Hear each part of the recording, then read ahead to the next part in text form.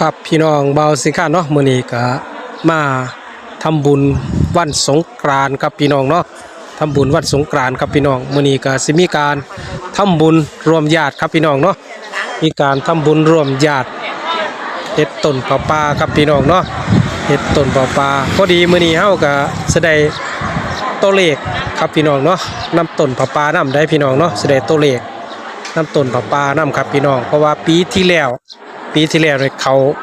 เลขท้ายของรัฐบาลไทย2 โตวครับพี่น้องปีนี้ผมเองบ่าวสิงคานก็เลยเฮ็ดคลิปให้พี่น้องฟังนำเนาะว่าสิมีตัวเลขตัวใดครับพี่น้องมื้อนี้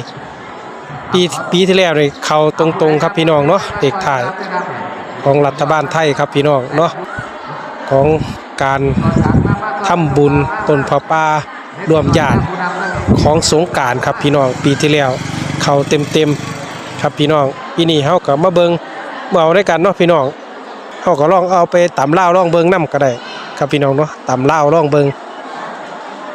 เงินตักบาทก่อน842 บาทนี่เงินใส่บาทเด้อบาทยอดผ้าป่าพี่น้องบาทน้องมันป่าเฮาได้2,640 บาทครับสาธุพี่น้องน้องมันป่าเด้อสาธุ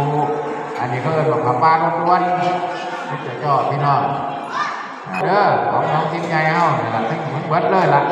ทั้งยอดร่วมทุกทีเลยสิถวายเป็นการสูงไปเป็นสร้างซุ้มประตูวัดเฮานี่เป็นเงิน21,972 บาท972972เด้อ